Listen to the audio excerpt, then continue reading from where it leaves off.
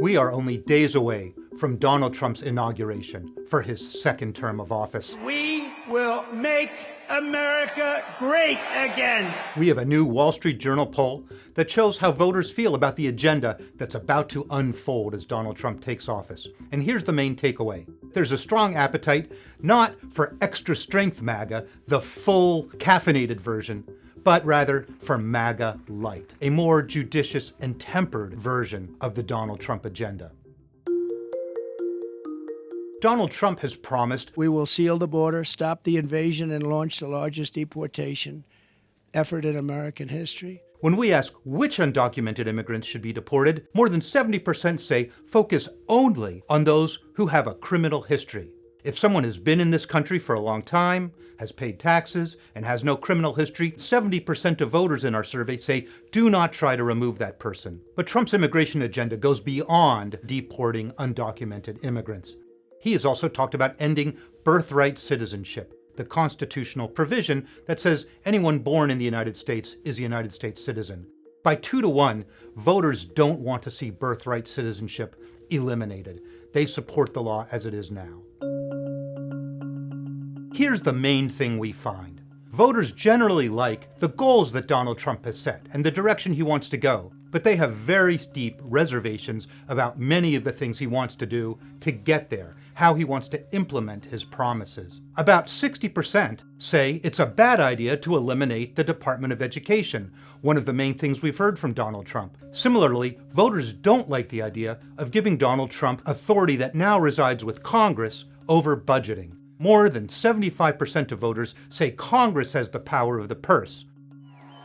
As you can see, I'm not just MAGA, I'm dark MAGA. Voters have soured on Elon Musk. Right before the election, we found that voters were split about 45-45 on whether they viewed him in a positive light or negative light. Now his image is underwater by 11 points. How's power feeling, Mr. Musk? And when we ask, is it a good idea for him to be a top advisor to Donald Trump, by about 10 points more people say that's a bad idea than say it's a good idea. When it comes to taxes, many of Trump's proposals are popular when we say, what about Donald Trump's promises to end federal income taxes on tips? We will have no tax on tips, and we will have no tax on Social Security benefits. What about the tax cuts that he signed for individuals when he was president and which are going to expire this year?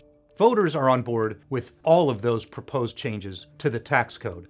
But when we ask, would you support this tax cut if it means raising the national debt, then narrow support for these tax cuts turns to narrow opposition. As Congress takes up the tax cuts, how they're presented to the public, and whether the public sees trade-offs in the form of weakening federal social service programs or raising the national debt, will be important.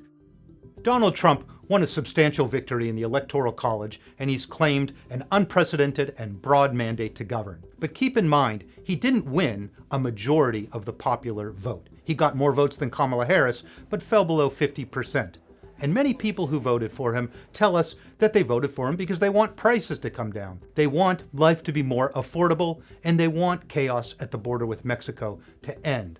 But beyond that, their support for Donald Trump is conditional. It depends on how he carries out his vision. And even though they like the direction that he's heading, this poll shows plenty of warning signs for the incoming president if he overreaches what they see as his mandate in the course of carrying out his goals.